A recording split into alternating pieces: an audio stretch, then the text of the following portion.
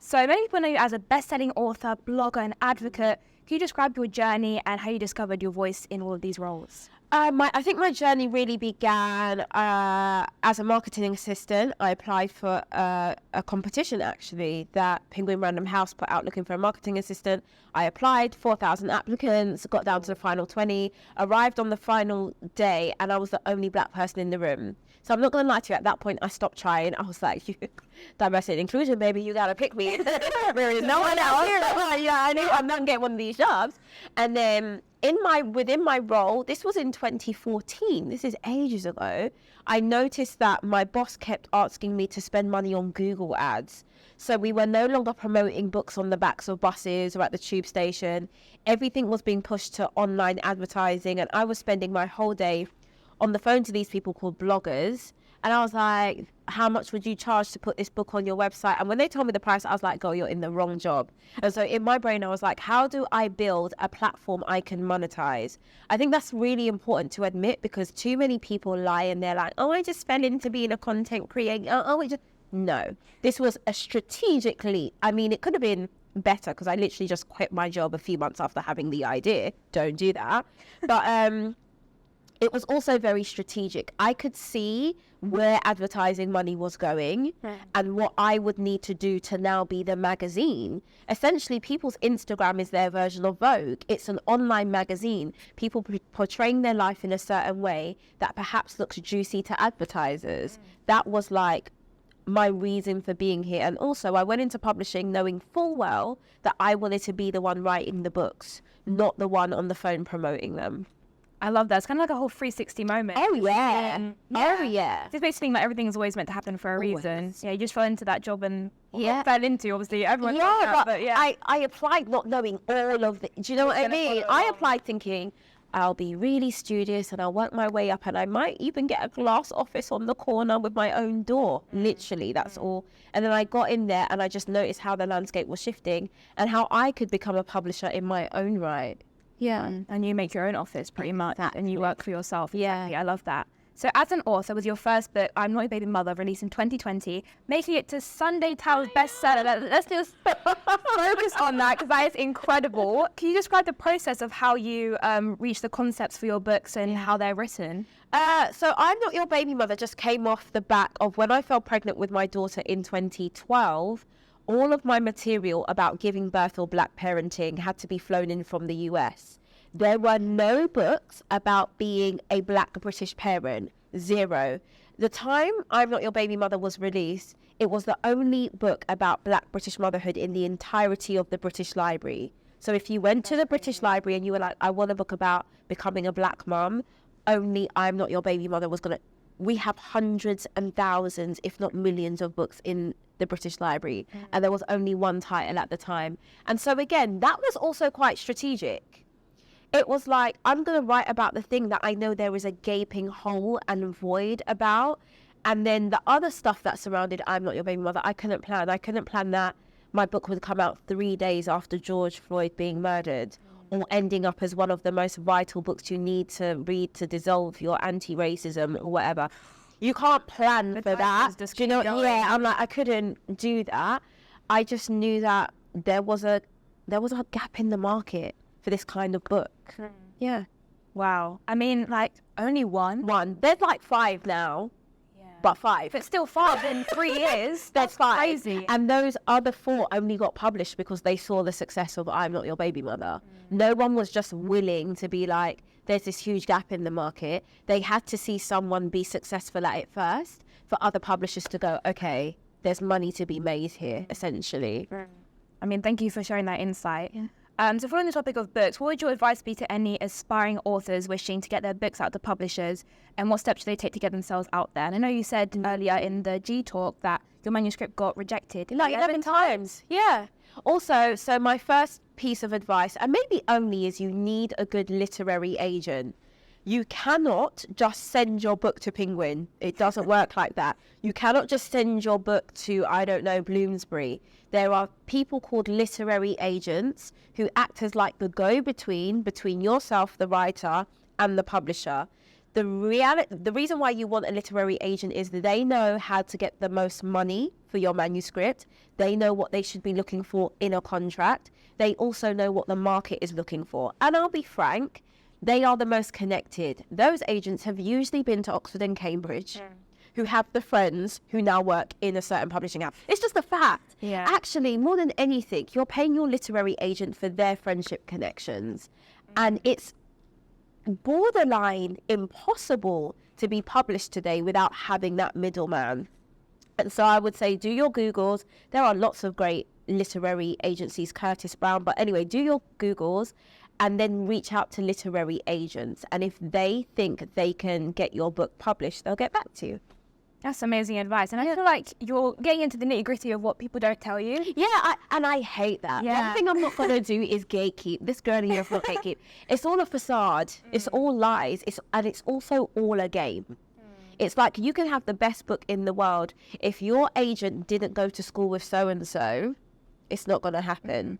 And so, especially people of colour, especially black women, these are the things we're not told because we're not on the inside or we've never had those connections. So one of my favourite pastimes is to steal information from white people. I am like the Why you put that is I am like the white people idea villain stealer. That is a very long title. But I love to sit in these meetings and act like I'm not listening and just be like, right. So, and then I go back and tell all my friends. And like in the last year, 10 of my friends have announced books. And that has all been rooted in me being like, this is who you need to speak to. This is who you need to email. Like being able to be in a space where I can take information, feed it back to my community and watch them become connected is really powerful because only then I think can we get a sense of ownership and entitlement of our own, because there's going to come a time. Imagine if 10 of my friends now all have those connections. One day someone's going to be running that company who's my friend. And then you can bring on a more diverse range of voices. But it does mean you need a little mole who's already in there who's like, okay, this is how this works. Yeah. Yeah. I mean, it kind of goes back to just the whole idea of collaboration and not gatekeeping things, because it's like there's, in this industry especially, there's like this whole idea that there isn't enough like abundance of opportunities for everyone. Well, that's what racism does and that's what capitalism does, and the two combined do it really, really well. It's this idea that there's only one seat at the table for anyone who isn't male and white or white passing. So it's like, oh, they've already got a black woman, they've already got an Asian man, they've already got... It becomes that, and that's a lie, number one. But the UK especially has been so good at it that I think many communities have swallowed that as the truth. And instead of then fighting, quote unquote, the man, we fight each other. It becomes infighting in the community, or like, well, I have to gatekeep this because if I tell you, I'm going to be out of a job. It's hard to say it because we don't yet see the example of it. Well, no, we do. It's a lie. And to see how well we can do, we just need to look at African Americans. They lot are constantly gassing each other up. Like Issa Rae is like, this is my girl. Quinta's put in this person. Everyone is trying to help the other person, whereas the UK is still very much like, oh, this is my tiny piece of cake and I can't share it with you. Like, yeah, That's so true. I feel like the culture in the UK and America is just, it's a completely just different ball game. Yeah, it's just insane. So my next question is, who do you look up to and why, and what do you think contributes to a good role model? I look up to a woman called Caroline Wanger. She's the CEO of a great black African-American magazine called Essence. I love Essence. She is the bee's knees. Like, and I said this earlier to a group of students before, I am past the point of just looking up to people because they're quote unquote famous. Guess what? This is going to sound nuts to say. Even Beyonce has a boss. You guys won't believe that. But Beyonce, there are people invested in the business of Beyonce. She has, clothing lines and charities, and there are investors who want to see a return. I look up to Beyonce's boss. I don't know who it is, but that's who I look up to. Because there's someone who's like, B, you better get to work. Because my bills need paying back. Because those people, the ones who aren't famous or could just pass us in the street, they have the most power. Like, cultural capital is great, followers are great, But true power is often so unseen. And it's that power that decides whether we're hired or not. It's that power that decides whether a school like this even exists. It's that power that decides if there's even money funneling into this school. That is, I don't think it's a person.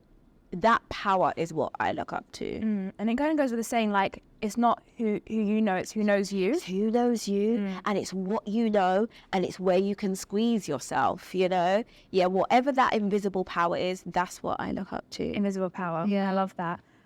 So your ability to balance motherhood, advocacy, and a successful career is honestly truly admirable. So what is your secret to achieving this balance? There is no secret. Hire help, hire help, hire help. Especially for women, hire help. I can be here with you now and boss this because essentially my husband manages all of our admin, the business finances, and he's a stay-at-home dad. So this is going to sound really weird because everyone's really young, but who you decide to develop a life with is really important because someone's going to have to be at home whilst you're trying to manage the world or vice versa. So I think I get to do it all because number one, I have a really great partner. Also, I have a really great team. I don't even check in my own flights. Do you understand what I'm saying? Like, I literally called my assistant and I was like, am I checked in? Because I know I didn't. And it's not because I can't or I'm lazy. Admin is not my strong point. Like, I'm going to mess up. I'm not going to print out the ESTA. I'm not going to have checked if my passport's in date. And so as your business starts to flourish, if you want to seem like you're doing it all, you need more help. So your podcast, Closet Confessions with Coco Sorrell, has hit over 1 million downloads. Congratulations. When I saw that, I was just like, I'm so glad that everyone's seeing you guys. Like, you're 1 million people. It's just crazy to grasp. And you know what?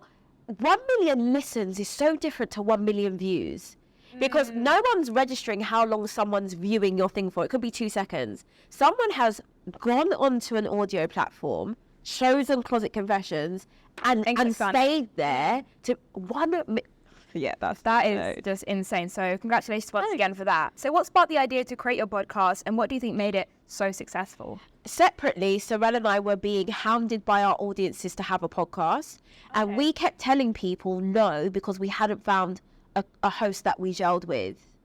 Neither one of us just wanted to do a podcast where we're just talking into a mic. We wanted synergy with someone and we were like, we've not met the person. And this is before Sorrel and I even met each other. This is what we were telling our audiences separately.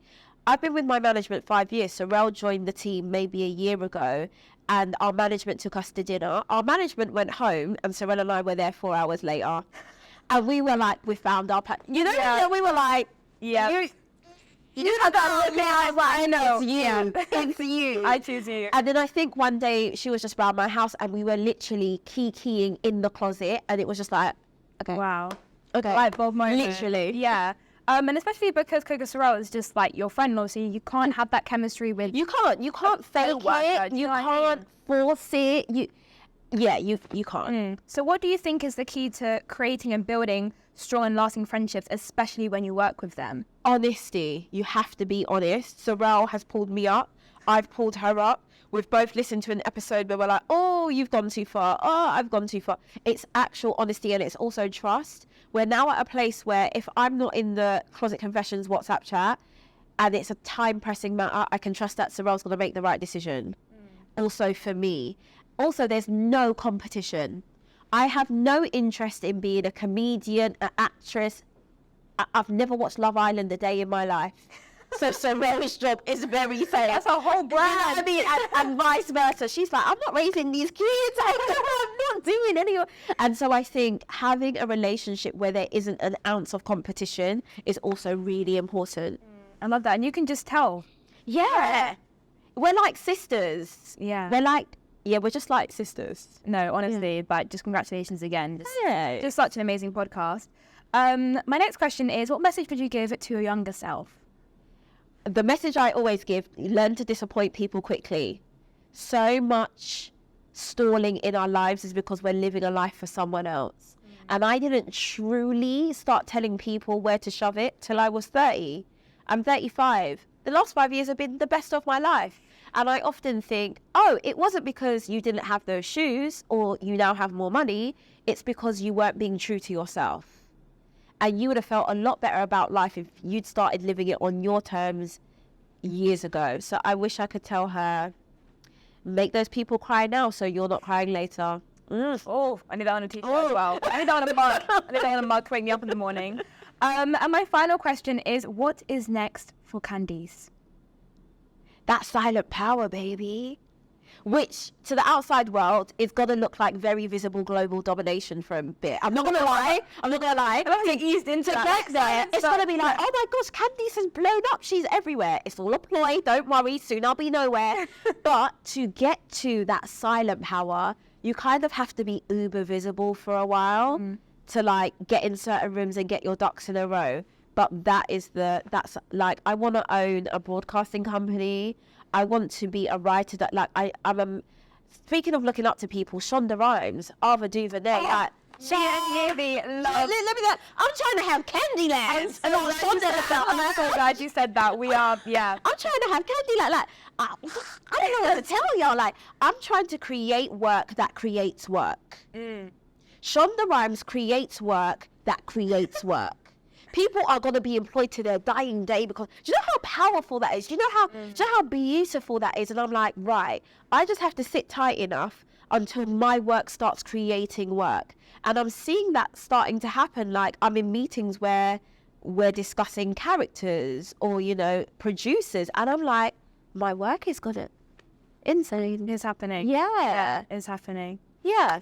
Well, I just wish you all the best. I know we're going to see you on those New York billboards. Listen! We're ready for you. We're going to move there. You're going to see it wherever it is. We're ready for that Candice Braitwaite world domination. We are so ready for it. Thank you all so much for watching. Make sure to follow us on News Choice socials and also Candice and listen to the Closet Confessions podcast. It's been me and it's been Yuvi. Thank you so much for watching. Bye, guys.